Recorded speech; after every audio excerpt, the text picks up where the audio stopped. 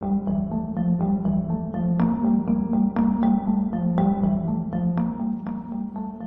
part of sustainable development is to understand the interlinkages of the economy, of society, of the environment, and of our politics and governance processes. And the other part of sustainable development is to do something about it. We will examine over the coming talks two different scenarios for the future of the world. One, which I will call business as usual, if we continue more or less on the course that we're on right now, what kind of world we could expect in 10, 20, 30, 40 years. It's not all bad, because after all, many wonderful things are happening on the planet. Poverty has been declining. Technologies have been advancing. But there are a lot of risks with business as usual, especially in the age of the Anthropocene, especially as we trespass planetary boundaries, especially as we see growth that is not inclusive and leaving large numbers of people behind. So we want to contrast the business as usual, or BAU, path with a truly sustainable development path for the planet. What would a business as usual path look like? It's not all terrible. And for many people, especially comfortable people at the top of the income heap, they say business as usual looks pretty good to me. The world economy is expanding. Life expectancy rising. Infant and child mortality falling. One could say, not bad. If we get business as usual, no disaster. I think the problem, however, is that that's a little too optimistic a view of what we really face. Sure, business as usual offers more economic growth, but is it fair and inclusive? How many people will be left behind? What will happen in societies, as we saw in Rio, where the favelas, the slums, are right up against the modern and wealthy part of Rio? What happens in those parts of the world really left far behind? The peasant farmers in drylands facing more and more droughts, places that find themselves vulnerable to ever more flooding but are too poor to do something about it.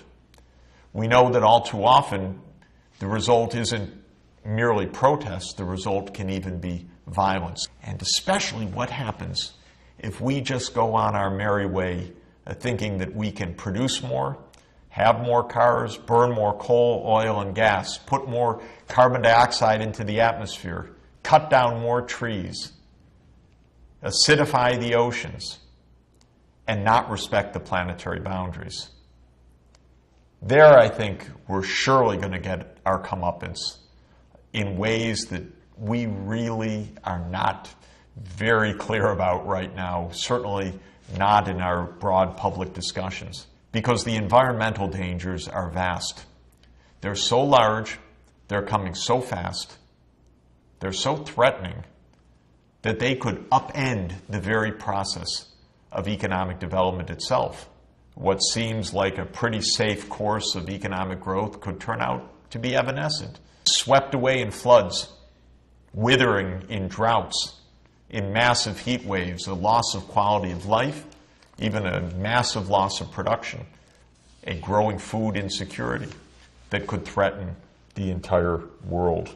So business as usual, that's what you see in front of you.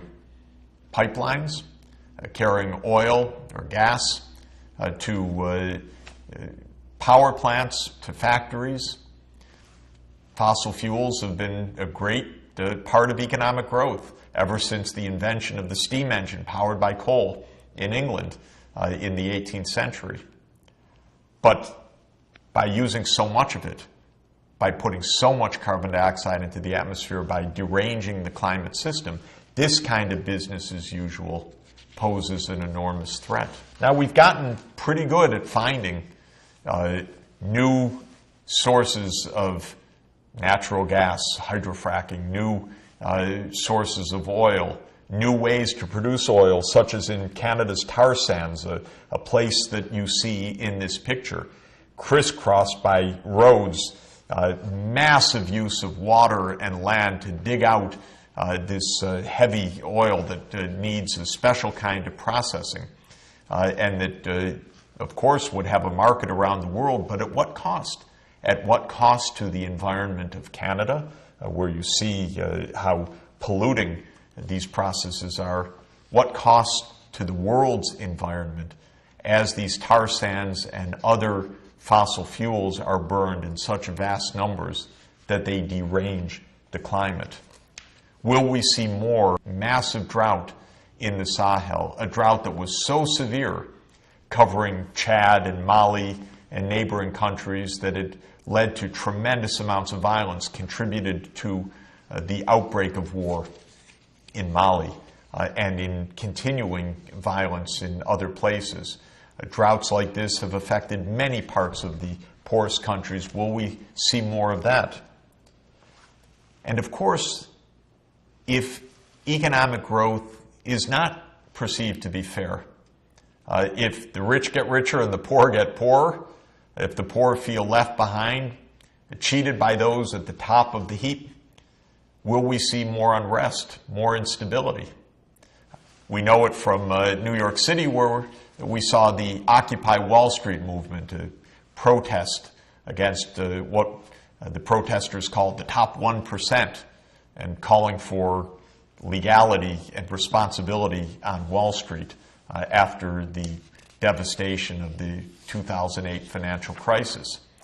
But these street protests weren't just on Wall Street or in other parts of the United States. In Tunis, in 2011, in Cairo, in Athens, in Tel Aviv, Chile, Madrid, Istanbul, Rio de Janeiro, cities around the world, there have been growing street protests mostly led by young people, protesting high unemployment, high income inequality, corruption in government, lack of accountability, lack of transparency. Is that the kind of business as usual path that we want? We study sustainable development because we can do better. By understanding technology, by understanding the interconnections of economic, social, environmental, and political systems. What you see here is an example of innovation in the Netherlands, one of the most sustainable countries. This innovative building called the Whale is a highly innovative architecture where the tenants enjoy sunlight, open space, and a building has been built in harmony with the natural environment. Half of the world's population today lives in cities. That will rise to perhaps 70% in cities by the year 2030. Vastly more than half of the world's economy is in cities. So a great deal of the path to sustainable development will be through sustainable urbanization. Smart cities, smart architecture, smart systems of transport, of power, of water use, of recycling of wastes that cities can achieve when they put their mind to it. Paris, perhaps on everybody's list among the favorite, most beautiful cities in the world. We see the new innovation of bicycles in the cities. People want to be out bicycling in cities. Massive congestion, massive pollution, not good for our physical health. So walking and bicycling will necessarily become more important technologies of the 21st century. And I'm happy that in cities around the world there is a return to bicycling using clever shared bicycle systems, new walkways, and places where people can improve their health, because cities can be places where the obesity epidemic and poor health take hold. In Bogota, there were great innovations in using rapid transit in bus systems to move people much more cleanly and effectively than individual car ownership. And congestion was reduced, pollution was reduced, carbon dioxide emissions were reduced. Another example of how innovation in transportation can make a very big difference for the future. And look at these two examples of so-called self-driving vehicles using the revolutions of information technology. Cars themselves detect other cars, detect pedestrians, and the cars are able not only to drive themselves but to offer a much more efficient mode of transport. Well, who knows what technology will bring, but we can see that one of the pathways to sustainable development is through smarter technological systems, converting automobiles from the internal combustion engine, which burns petroleum, to electric vehicles charged by electricity produced by clean energy could be one of the most effective ways to reduce the carbon dioxide emissions in the future. And to get that clean electricity, we need to move off of our addiction to fossil fuels, to coal, oil, and gas, and to move to what technology is now offering, much lower cost and effective harnessing of nature's own energy sources, especially solar power and wind power.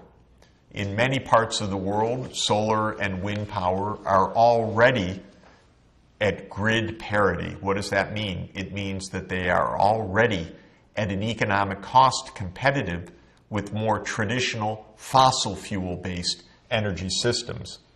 This is a picture of a solar thermal concentrator and collector where you see large mirrors set up in a desert region to collect solar power, turn it into energy for electricity production. There are many ways to do it.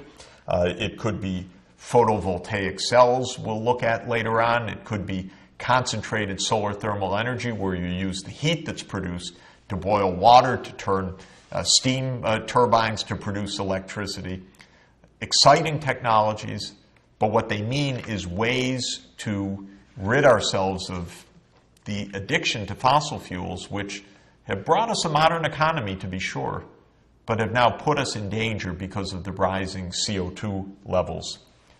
And the advances are not only in information technology, better urban design, clever architecture, smarter grids, smarter transport systems, renewable energy, but breakthroughs in agronomy, in biology.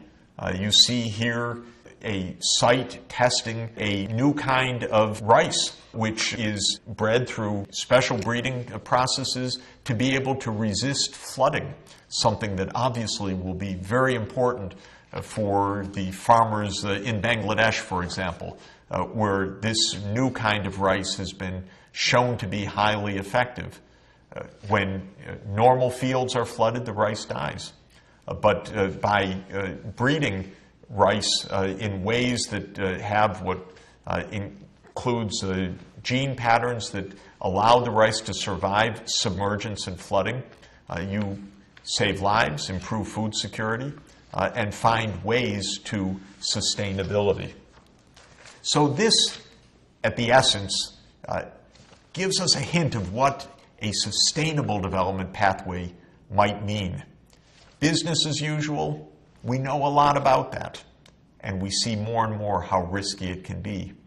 A sustainable development pathway, the core features of that would be societies that ensure that all parts of the society, girls as well as boys, women as well as men, minorities, all different regions, all children have access to a healthy start in life, to good nutrition and health care, and especially to the education that they will need to be productive and skilled members of their society, both in the labor force and also as citizens. A good start means inclusion, and it means avoiding these mass inequalities of wealth and poverty that afflict the planet. Sustainable development will mean a new kind of urbanization, smarter cities, new transport systems, smarter power grids fed by renewable energy rather than by traditional fossil fuels, new kinds of vehicles, public transportation, or bicycles and walking that can also keep us healthy, new ways to build buildings that are much more energy efficient and much more pleasant and consistent with nature. At the essence of sustainable development is problem solving. We have a lot of problems. We're going to need a global effort in a focused and relatively short period of time, a matter of decades, not centuries, to move from the business as usual trajectory to the sustainable development trajectory. And in order to accomplish that, every part of the world will have to be involved in brainstorming, in determining new and creative ways to ensure inclusive and sustainable growth.